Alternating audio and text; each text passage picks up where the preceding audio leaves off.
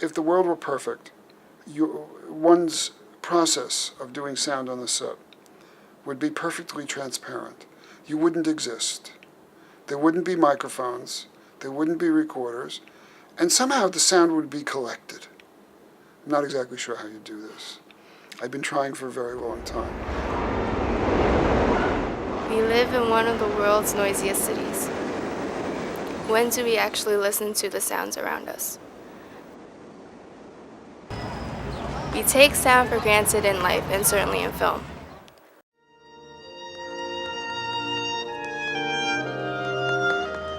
What would film be like without sound?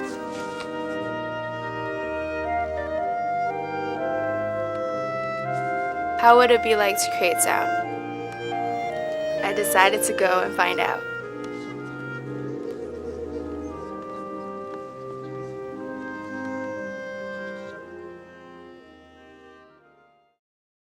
I'm Chris Newman, and I'm a production sound mixer, and have been doing production sound mixing and sound recording since forever.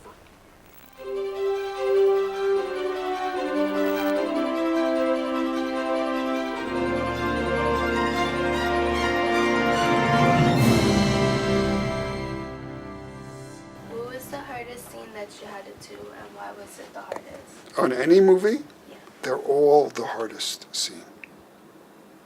There's no way to answer that question as to what the hardest scene was. The directors are crazy. The sound person is crazy. The actors are certainly crazy.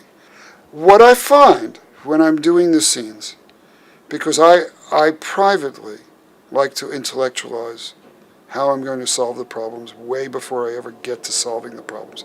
But what I never allow for in that intellectualization is, how will the actors act? What will the shots be? You know, because if you read a screenplay, rarely are the shots specifically described. What's the location like? Well, I might have some sense of that. Consequently, I am always being surprised. I look at a scene for tomorrow's shooting. 2 guys in a car. Easy. Could turn out to be a disaster. They could be all over each other. They could be all over their clothing if I want to wire them, which I most likely would. Yesterday, I've never been so embarrassed in my entire life. I have a guy. He's fleeing a shooting. I won't give you any more details. He's in a car. We're towing the car.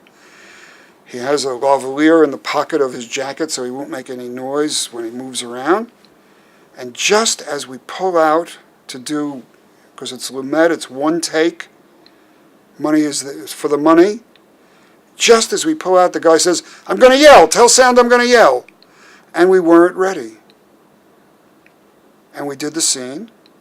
I thought I was going to crawl up and fold into a little ball. If there was a hole in that tow truck, I would have crawled into it. You know, because I'm supposed to be perfect. I'm not supposed to make any mistake.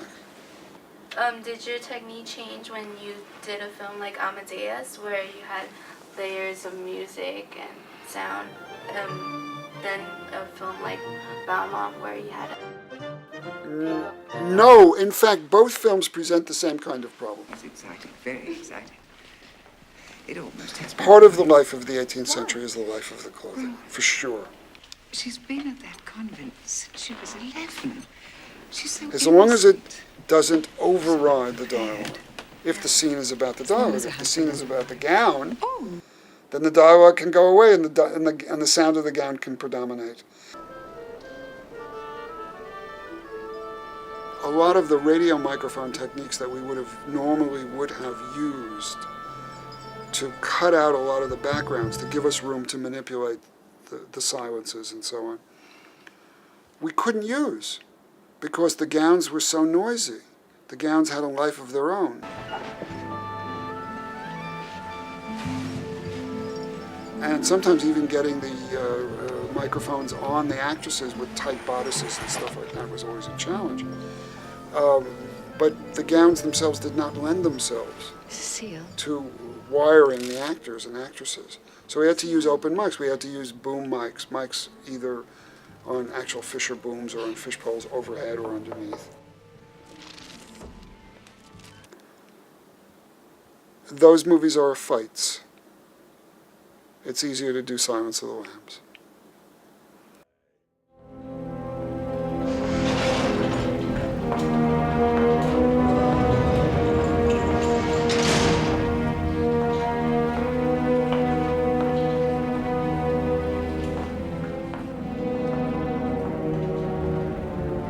With Lambs, with Silence of the Lambs, I made a very, very conscious effort to get the sounds of everything and to get a lot of those intimate sounds. From the very first day of shooting, when we find Jodie Foster at the kind of FBI range and she's running the obstacle course.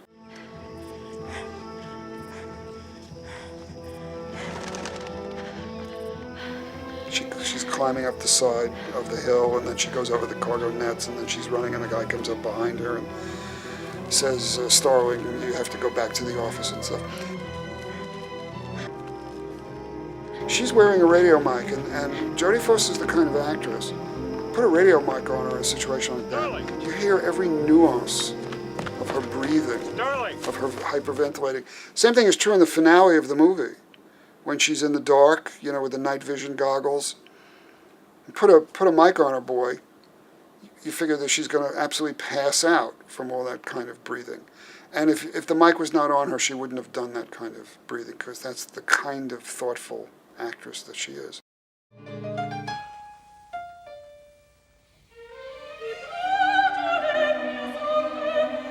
If you work on a film, if you paint the room, if you fix your car,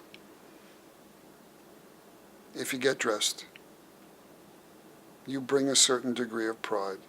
You know, if I'm going to spend 6 months out of my life on a film, I want that fucking movie to be good. And what I certainly don't want is, I don't want anybody to trash it except me. I don't want some half-assed critic who knows nothing about the process of movie making to dismiss it. Ho-ho, 1 star. Bye-bye. Kills me.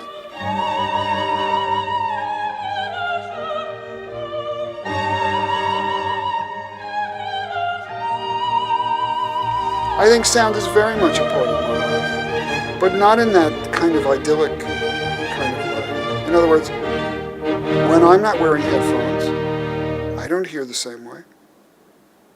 When I wear headphones, I listen in a particular way. When I take the headphones off, I'm just a person. I don't listen to the room tone or the air conditioning or signal to noise or all those kind of phrases, those technical phrases. I'd lose my mind. Stop it! I am! Stop I it! am stopping it! Stop it! I'm stopping it! Slowly. There. You see? I've stopped. Now we're going back. No! Yes. No! Listen, you don't know where you are. Here, everything goes backwards. People walk backwards, and dance backwards, and sing backwards, and even talk backwards. That's stupid. Why? People fart backwards. Oh, ha ha.